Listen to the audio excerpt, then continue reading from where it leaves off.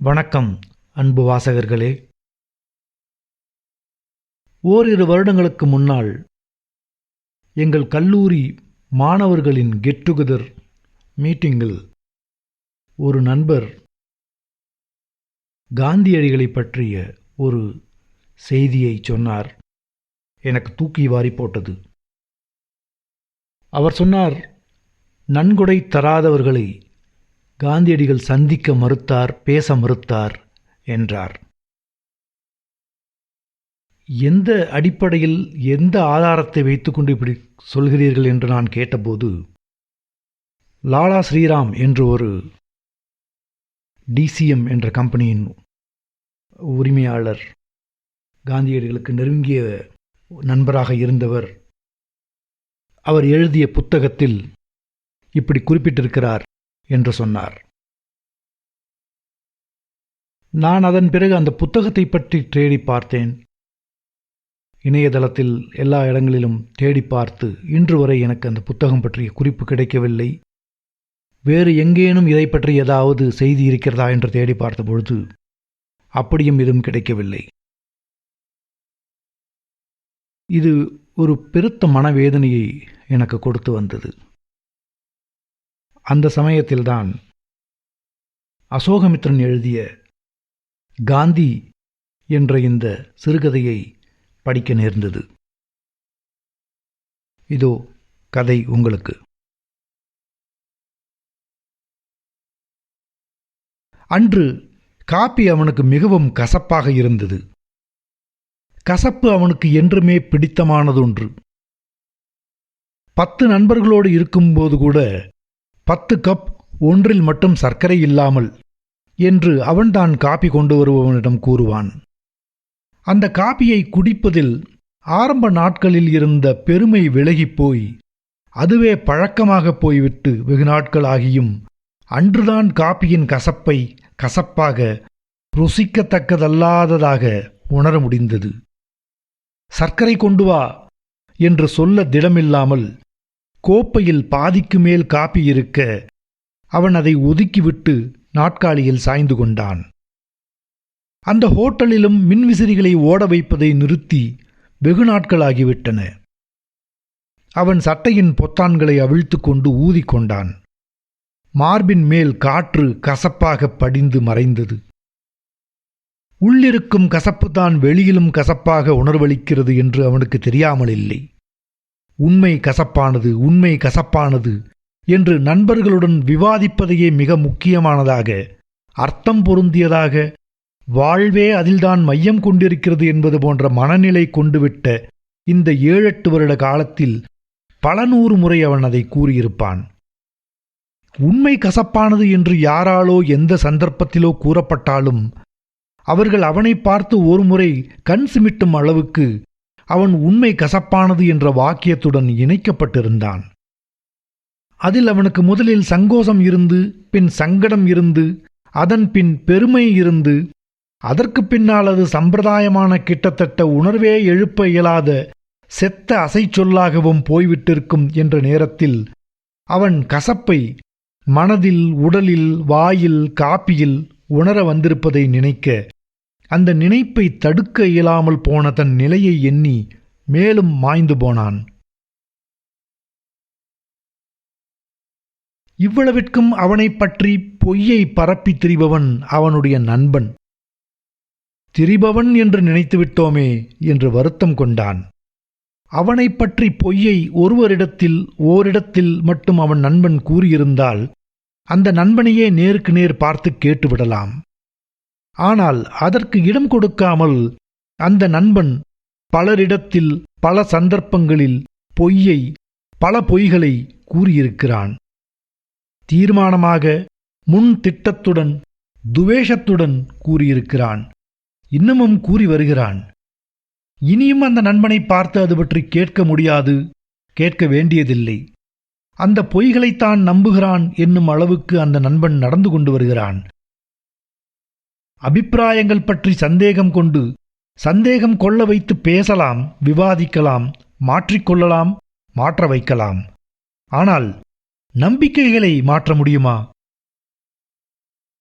அவனுக்கு அவனைப் பற்றி பொய்கள் வெளியில் உலவுகின்றன என்பதில் கூட அவ்வளவு துக்கம் ஏற்படவில்லை. ஆனால் அந்த நண்பனால் அவை உலவ விடப்படுகின்றன என்பதுதான் சித்திரவதை ஏற்படுத்தியது. நண்பன், எப்பேற்பட்ட நண்பன்! ஒரு கணம் எல்லா வேதனையும் மறந்து அந்த நண்பனைப் பற்றிய ஒட்டுமொத்தமான உணர்வில் தன்னை பற்றிய நினைவும் மறைய லயித்தான். அவர்கள் இருவரின் உறவு 4 மாதங்களுக்கு மேற்பட்டதில்லை. 4 மாதங்கள். தன்னை பிறப்பிக்க அம்மா அப்பா, தன்னோடு கூட பிறந்தவர்கள், சந்தர்ப்ப சூழ்நிலையாலும் தன்னிச்சை காரணமாகவும் பள்ளி நாட்களில் ஏற்பட்ட எண்ணற்ற நண்பர்கள், உறவுகள். 4ஆம் படிவத்தில் W.H. ஹென்லியின் இரவிலிருந்து என்னும் கவிதையை ஒரு தரிசனமாக மாற்றி கற்றுக் கொடுத்த ஆங்கில மொழி ஆசிரியர். எவ்வளவோ மாதங்கள் புரியாத முடிச்சாக இருந்த கால்குலஸ் இன்டகிரேஷன் அடிப்படையை ஒரு வலுவிழந்த நொடியில் தனக்கு பிரகாசமாக்கிய கணிதப் பேராசிரியர். நன்றாக தூக்கி எறியப்பட்டு மெதுவாக கீழிறங்கும் சுழற்பந்தை தவறாமல் கவர் டிரைவ் செய்ய பாதங்களை நகர்த்தி கொள்ள கற்றுக் கொடுத்த கிரிக்கெட் வைஸ் கேப்டன். தன்னுடைய அழுக்குப்படிந்த ஷர்ட்டுகளையும் ட்ரௌசர்களையும் பச்சை குழந்தையை கையாளுவது போல நல்ல வெயில் நேரத்திலும் பொறுமையாக கிணற்றடியில் சோப்பு போட்டு அலசி உலர்த்தும் அவன் தங்கை. இப்படி இன்னும் எவ்வளவோ பேர்கள் எவ்வளவோ ஆண்டுகளாக அவன் மனத்தில், அவன் பிரக்ஞையில் ஆழ்ந்து போயிருந்த போதிலும் அந்த நண்பன், 4 மாதங்கள் முன்பு ஏற்பட்ட நண்பனுக்கு அவனுடைய முழு ஜீவித இயக்கத்தையும் அர்ப்பணம் செய்திருந்தான். நண்பர் வட்டமே முழு உலகமும் என்றிருந்த அந்த வயதில் அந்த நண்பர் வட்டத்திலும் அந்த நண்பனே முழு வியாபகமும் என இருந்த நேரத்தில் தன் பிரக்ஞையே சிதறிப்போகிற விதத்தில் அந்த நண்பன் தோற்றம் கொண்டு விட்டான். தோற்றம் என்றால் என்ன? சலசலவென்று பேசிக்கொண்டு காலை தேய்த்து தேய்த்து நடப்பதால் உண்டாகும் அளவு மீறிய செருப்பு சத்தத்துடன் 3 இளைஞர்கள் அந்த ஹோட்டலுக்குள் நுழைந்தார்கள். வேண்டுமென்றே செய்கிறார்கள் என்று கூட தோன்றும் முறையில் நாற்காலிகளை தடாம் முடாம் என்று நகர்த்தி ஒரு மேஜையை சுற்றி உட்கார்ந்தார்கள். அவர்களில் ஒருவனின் தலைமயிர் நீண்டு வளர்ந்து கழுத்துக்கு பின்னால் ஷர்ட் காலரை தொட்டு புரண்ட வண்ணம் இருந்தது. இப்போது எல்லோரும் தலைமயிரை நீளமாக வளர்த்துக் கொள்கிறார்கள். ஆனால் எல்லோருக்கும் கழுத்துக்கு அடியில் உள்பக்கமாக மயிர் தானாக சுருண்டு கொள்வதில்லை. அவனுடைய நண்பன் முடி அப்படித்தான் சுருண்டு கொண்டிருக்கும். அவனை முதலாக சந்தித்த தினத்தன்று கூட பேச்சு எதிலோ சென்று தலைமுடி பற்றி ஒரு கணம் சுழன்றபோது அந்த நண்பன் பெருமையடித்துக் கொண்டான். அன்றிரவு மற்ற நண்பர்கள் நேரமாகிவிட்டது என்று ஒவ்வொருவராக சென்றுவிட்ட பின் அவர்கள் இருவரும் தான் வீட்டு மொட்டை மாடியில் உட்கார்ந்து பேசிக் கொண்டிருந்தார்கள். அறிமுகமான முதல் நாள் என்ற உணர்வே இருவருக்கும் தோன்ற முடியாத வண்ணம் அந்த நண்பன் தொடர்ச்சியாகவும் முழு ஈடுபாடுடனும் பேசிக் கொண்டிருந்தான். அவன் எதை பற்றி பேசினாலும், அவன் பேசுவது மிகவும் அபத்தமானதாக இருந்தாலும் முழு மூச்சோடும் மனித சம்பாஷணையில் சாத்தியமான அதிகபட்ச ஆர்வத்துடனும் பேசிக் கொண்டிருந்தான். இவன் அந்த நண்பன் பேசும் விஷயங்களைக் காட்டிலும் அவனுடைய பேச்சு வெளிப்பாடு விதத்தில் லயம் கொண்டு தலையசைத்துக் கொண்டிருந்தான். அந்த இடத்தில் அவர்கள் உட்கார்ந்திருந்த நிலையில் அப்போது ஆகாயத்தில் தத்தளித்துக் கொண்டிருந்த நட்சத்திரங்களும் வேறு சில வீடுகளின் மாடிப் பகுதிகளும் மட்டும் நிழலாக பார்வையில் தெரிந்தன. அப்போது அந்த நண்பன் சட்டென்று, அதோ பார் என்றான். அது எதிர் வீட்டு மொட்டை மாடி. அங்கே யாரோ ஒரு பையன் ஒரு சிம்னி விளக்கு உதவியில் பரீட்சைக்கு படித்துக் கொண்டிருக்க வேண்டும். விளக்கு இவர்கள் இருந்த இடத்தில் தெரியவில்லை. அந்த பையன் எழுந்திருக்கிறான். சிம்னி விளக்கின் மங்கல் ஒளி ஒரு கணம் பையன் முகத்தில் விழுந்தது. அந்த ஒரு கணத்தில் கோடிக்கணக்கான மைல் தூரத்தில் நட்சத்திரங்கள் சிறு புள்ளிகளாக மின்னிக் கொண்டிருக்கும் கருநிற வான பின்னணியில் சுமார் 20-30 அடி தூரத்தில் அந்த பையனின் முகத்தின் ஒரு பகுதி மட்டும் சிம்னி விளக்கு ஒளி விழுந்து ஆகாயத்தில் சஞ்சரிக்கும் தேவதை போல. அப்படி தேவதைகள் இருக்குமானால் பூமியின் எண்ணற்ற ஸ்தூல சக்திகளால் கட்டுப்பட்டிருக்கும் மனித உணர்வை, மனித கற்பனையை, உள்மன எழுச்சியை எல்லைக்கடங்கா அகண்ட வெளியில் இழுத்துச் செல்லும் தேவதை போல காட்சியளித்தது. அந்த ஒரு கணம் அப்பையனின் முகம் சாந்தத்தில், அமைதியில், அழகில், பரிசுத்தத்தில் தெரிந்தது தெரியாததான லட்சிய மனித பிறவிகள் யாவரையும் ஒரு நொடியில் பிரகாசப்படுத்தி போவது போல இருந்தது.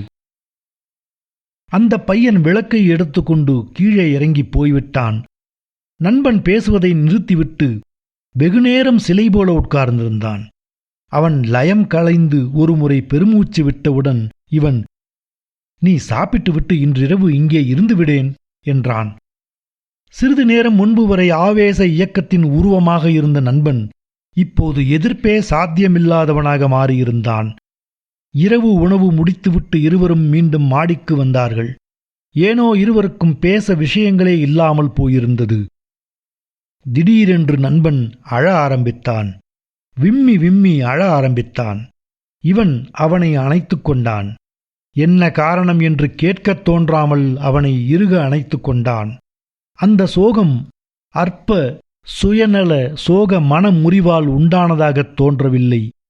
ஒரு மனிதனின் வாழ்க்கை சோகமாகவும் தோன்றவில்லை. காலம் காலமாக கோடிக்கணக்கில் தோன்றி உழன்று மறைந்த மனித குலம் அனைத்திற்குமான உண்டான சோகமாக இருந்தது. மனிதனின் முதன்மையானதும் மகத்தானதுமான இழப்புக்கு ஏற்பட்ட சோகமாக இருந்தது. மனித இனம் இழந்த பரிசுத்தத்திற்காக உருகி அழித்துக் கொள்ளும் சோகமாக இருந்தது. நண்பன் வெகுநேரம் அழுது ஓய்ந்த பின் அப்படியே படுத்து தூங்கிவிட்டான். இவனும் தன் கண்களிலிருந்து தாரை தாரையாக பெருகிய கண்ணீரை துடைத்துக் கொண்டு படுத்தபடியே வெகுநேரம் ஆகாயத்தை பார்த்த வண்ணம் விழித்திருந்தான். அந்த நண்பன் பரிசுத்தத்தின் எல்லையையும் சோகத்தின் எல்லையையும் உணர்வில் எட்டி அந்த மகத்தான அனுபவத்தை இன்னொருவனுக்கும் பகிர்ந்தளிக்கக்கூடிய நண்பன் இப்பொழுது முன் திட்டத்தோடும் துவேஷத்தோடும் ஒருவனைப் பற்றி பொய்களை கூறி பரப்பி வருகிறான். அந்த 3 இளைஞர்கள் எழுந்து போய்விட்டார்கள். அவர்களை விட ஓரிரு வயதே பெரியவனாக இருக்கக்கூடிய தனக்கு அவர்களை எப்படி தனியே இளைஞர்கள் என்று அழைக்கத் தோன்றியது என்று எண்ணிக்கொண்டான். ஏன் தன்னால் இப்படி முதுமை உணர்ச்சியோடு சிந்தனையில் விழுந்து கிடக்க முடிகிறது? அவன் எதிரே அந்த அசைவ ஹோட்டலிலும் தனக்கு இடம் உண்டு என்று சொல்வது போல ஒரு காந்தி படம் புன்முறுவலித்துக் கொண்டிருந்தது. காந்தி எப்பேற்பட்ட மனிதர்! எவ்வளவு அசாத்தியமான நம்பிக்கைகளும் எதிர்பார்ப்புகளும் கொண்ட அபூர்வ பிறவி! 30 வயதிலேயே முதுமை கொண்ட மனிதர்! எங்கோ கடல் கடந்த நாட்டில் தனக்கு நேர்ந்த ஒரு அவமதிப்பை மனித இனத்திற்கே பொதுமைப்படுத்திக் கொள்ளக்கூடிய மனவிசாலம் பெற்று இயற்கையின் தன்னிச்சையான அள்ளித் தெளிப்பால் கிடைத்த தோல் நிறத்தாலே கூட ஒரு மனிதன் இன்னொருவனை விட உயர்த்தி என கொள்ளக்கூடிய எந்தவித நியாயவாதத்திற்கும் உட்பட முடியாத, ஆனால் எவ்வளவோ நூற்றாண்டுகளாக நடைமுறை வாழ்க்கையில் ஒன்றிப்போய்விட்ட சிருஷ்டி வினோத பெருமையையும் அகங்காரத்தையும் முற்றிலும் உணர்ந்து சோகத்தில் தோய்ந்து அந்த சோகத்தின் உந்துதலால் எண்ணற்ற அசாத்தியமான பணிகளில் ஈடுபட்ட மனிதர். அந்த வெள்ளிக்கிழமையன்று மாலை குண்டடிபட்டு சாகும் வரை சுய சுத்திகரிப்பு தவத்தை தவறவிடாதவர். மனித இயல்பின் சபலங்களையும் பலவீனங்களையும் தெள்ளத் தெளிவாக உணர்ந்தவர். அப்படிப்பட்ட மனிதருக்கு மனமுறிவும் ஏமாற்றங்களும் சாத்தியமே இல்லை. ஆனால் அவருடைய கடைசி ஆண்டுகள் கண்ணீரில் உப்பரிக்கப்பட்டவை. அழையா இடங்களுக்கு அவராகப் போய் அவரை கேட்காத ஆலோசனைகளையும் அறிவுரைகளையும் அவராக கொடுத்து பிரளயமாக பொங்கி வந்த பயங்கர கேடுகளுக்கு அவரே காரணம் என தோற்றம் கொண்டு மற்றோரையும் நினைக்க வைத்து தான் கண்டெடுத்து உருவாக்கி வளர்த்துவிட்ட சீடர்களை கிழம் ஏன் இப்படி தொல்லை கொடுக்கிறது என சொல்லாமல் சொல்ல வைத்து தன்னை வணங்கிய ஒருவன் கையாலேயே சாவும் அடைந்தவர். மனித சிந்தனை தொடர்ச்சி தொடக்க காலத்திலிருந்து இன்று வரை ஏற்பட்டுள்ள துன்பியல் காவியங்களில் எது மகத்தானது? ராமன் கதையா, தருமனா, ஈட்டிபஸ்ஸா, ஒதெல்லோவா, லியர் அரசனா, டாக்டர் ஃபாஸ்டஸா, இல்லை காந்தி அல்லவா? களங்கம் நிறைந்த புற வாழ்க்கையை வெறுத்து ஒதுக்காமல் தன் வரையிலாவது சாதிக்க வேண்டும் என்று பரிசுத்தத்தையே நாடிச் சென்ற தீரன் காந்தி அல்லவா? அவன் காந்தியை பார்த்தது கிடையாது. அவன் பிறந்ததே அவர் இறந்து சில ஆண்டுகளுக்குப் பிறகுதான். அவரை பற்றி அவன் முதலில் கேட்டபோதெல்லாம் அவர் பெயருடன் கூடவே தாத்தா தாத்தா என்று சொல்லப்பட்டு ஏதோ பல்லுப்போன உடல் வலுவிழந்த விவரமறியா சிறுவர்களுக்கு மட்டும் களிப்பூட்டும் விதூஷக உருவம்தான். ஆனால் அப்படி இல்லை. 80 வயதை நெருங்கிய போதும் உலகம் அனைத்துக்கும் பொதுவான பொருத்தமான பிரச்சனைகளில் முழு மூச்சுடன் தன்னை ஈடுபடுத்திக் கொண்டவர். தனக்கு அந்தரங்கம் என்று எதையுமே வைத்துக் கொள்ளாதவர். ஒரு நாளில் 24 மணி நேரத்திலும் தன்னை மற்றவர் பார்வைக்கும் பரிசோதனைக்கும் பாராட்டுக்கும் கண்டனத்திற்கும் வெளிப்படுத்திக் கொண்டவர். தனக்கே கூச்சமேற்படுத்தும் நினைவுகளையும் அனுபவங்களையும் அவரை பேர் ஊர் தெரியாதவர்கள் கூட என்றோ எப்போதோ அறிந்து அவரை பற்றி விகாரமாக எண்ணிக்கொள்ளக்கூடிய வகையில் ஒப்புதல் வாக்குமூலம் போல சுயசரிதை எழுதியவர். தான் நேற்று இருந்தவன் இல்லை, ஒவ்வொரு கணமும் மறுபிறவி எடுக்கக்கூடியவன், மாற்றம் கொள்ளக்கூடியவன், உயரக்கூடியவன் என்ற அசைக்க முடியாத நம்பிக்கையில்தான் முன்கணம் களங்கமுற்றதை இந்த கணம் பகிரங்கப்படுத்த தயங்காதவர். இந்த மனிதர் கடவுளை குறிப்பது என்று தான் நம்பிய ஒரு சொல்லை உச்சரித்தபடிதான் தன் இறுதி மூச்சை விட்டார். அவர் கடவுளை கண்டாரா? கடவுள்தான் மனித துயரத்தின் எல்லையா? இந்த மனிதரால் எப்படி சிரிக்கவும் முடிந்திருக்கிறது? காப்பி கோப்பை மீது உட்கார வந்த ஒரு ஈயை சட்டென்று விரட்டினான். அரை கோப்பை அளவு மிஞ்சியிருந்த காப்பி மீது லேசாக ஏடு பரவ ஆரம்பித்திருந்தது. இந்த காப்பியை தான் குடிக்கப் போவதில்லையே, ஏன் ஈயை விரட்டினோம் என்று அவனுக்கு தோன்றியது. ஓர் ஈ எத்தனை நாட்கள் உயிர் வாழ்ந்திருக்கும்? 10 நாட்கள், 20 நாட்கள், 1 மாதம்? அந்த குறுகிய கால வாழ்க்கையில் ஒரு கணம், அதன் ஒரு வாய் உணர்வு பெரும் பங்கைத்தான் வகிக்க வேண்டும்.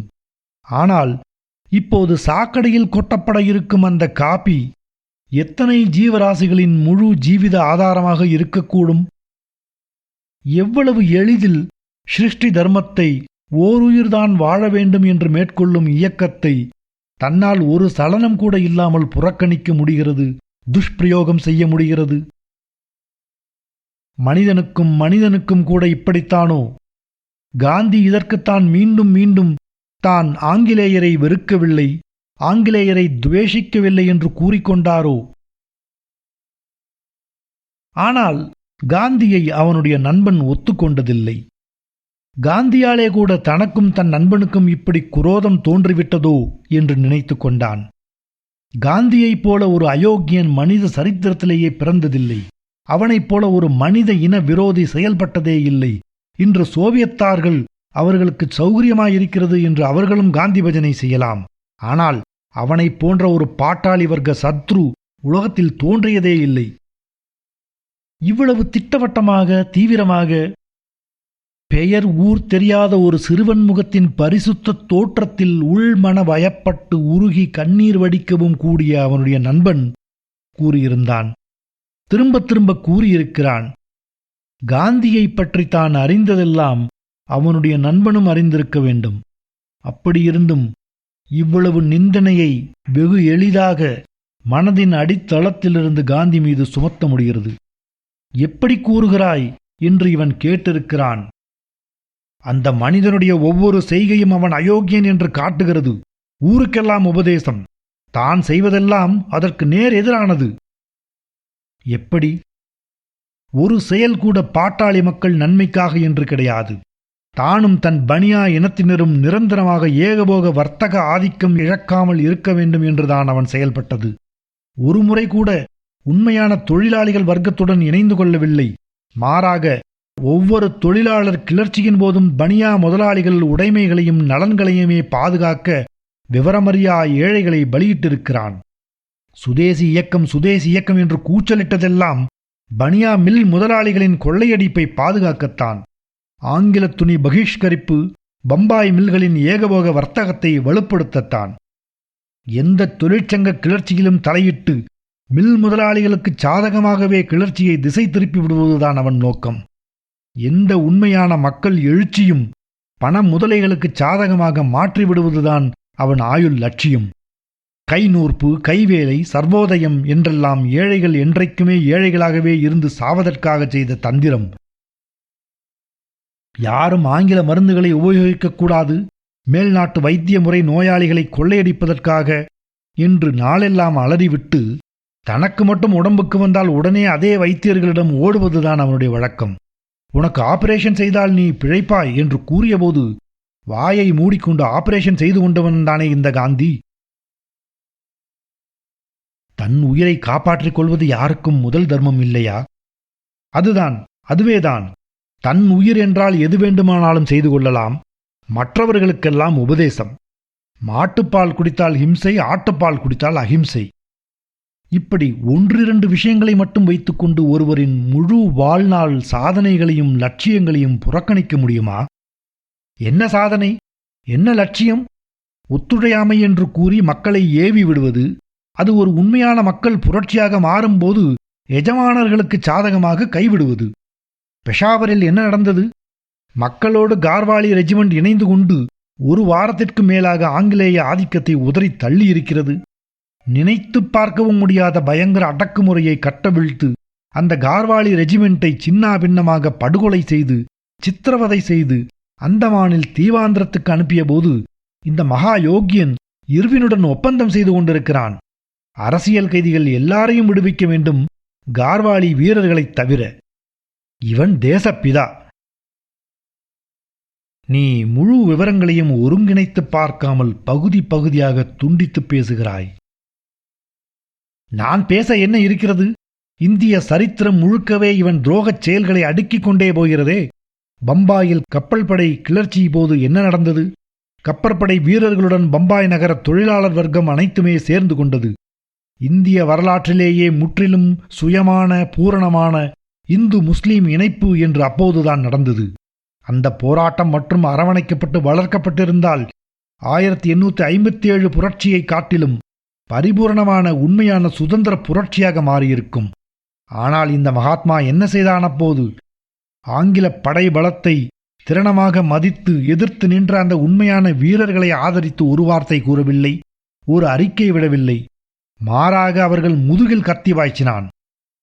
இந்த விதமான இணைப்பு நான் வேண்டும் உன்னத இந்து முஸ்லீம் இணைப்பு அல்ல. படை வீரர்கள் அதிகாரிகளை மீறி தள்ளும் கட்டுப்பாடற்ற தன்மையை என்னால் ஒப்புக்கொள்ள முடியாது.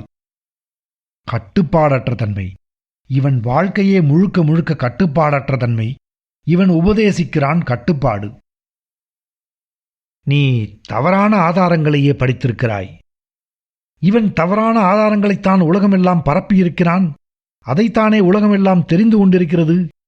பொய், புனை சுருட்டு, திரித்துக் கூறல், உள்ளொன்று வைத்து புறமொன்று பேசுதல், தனக்கு ஒரு நியாயம், மக்களுக்கு வேறொரு நியாயம். உன் ஆதாரம் எது? நீ எதை வைத்துக்கொண்டு இப்படி பேசுகிறாய்?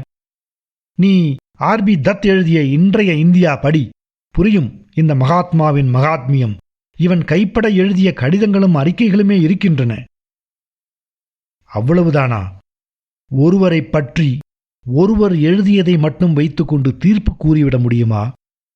ஒருவன் 80 ஆண்டுகள் பொது வாழ்க்கைக்கு அர்ப்பணித்து செயல்பட்டிருந்தபோது ஒருவர் விமர்சனத்தை மட்டும் வைத்துக்கொண்டு அந்த 80 ஆண்டு பணிகளை உதறி தள்ளிவிட முடியுமா? நாம் அவரின் செயல்களை நாமாக பரிசீலித்து முடிவுக்கு வர வேண்டாமா? என் பரிசீலனை முடிந்துவிட்டது. இவன் கார்வாலி ரெஜிமெண்டை துரோகம் செய்யவில்லை என்று கூற முடியுமா?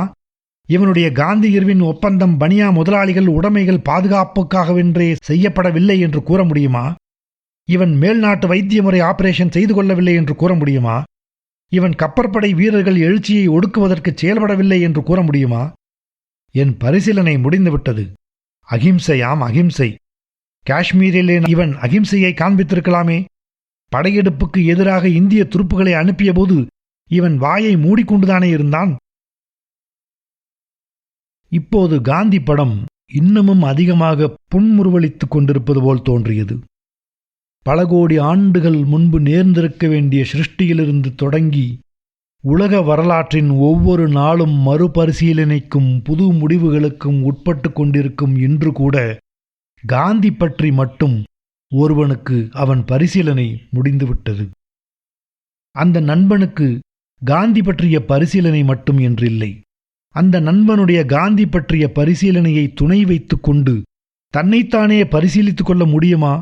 எதை சத்தியம் என்று வைத்துக்கொண்டு அடுத்த கட்டத்திற்கு போவது? இதனால்தான் காந்தி தன் சுயசரிதத்தை சத்திய சோதனை என்று பெயரிட்டாரோ? அவனுடைய நண்பன் சத்திய சோதனையை படித்திருக்க மாட்டான் என்று அவனுக்கு தோன்றிற்று. அதை படித்திருந்தால் அவன் பார்வைக்கு இன்னும் டஜன் கணக்கில் குறைகளும் பாதகங்களும் அடுக்க முடியும். அந்த மனிதர் அது எல்லாவற்றையும் எழுதி வைத்துப் போயிருக்கிறார். அது முழு வாழ்க்கை சுயசரிதம் அல்ல. அதில் கண்டிருப்பதற்கு பின்னர் இன்னும் 20 ஆண்டுகளுக்கும் மேலாக காந்தி வாழ்ந்திருக்கிறார். உலக சரித்திரம் அந்த 20 ஆண்டுகளில்தான் பயங்கர தீவிரம் அடைந்திருக்கிறது. முழு தேசங்கள் அழிந்திருக்கின்றன, முழு நம்பிக்கைகள் அழிந்திருக்கின்றன, முழு கலாச்சாரங்கள் அழிந்திருக்கின்றன.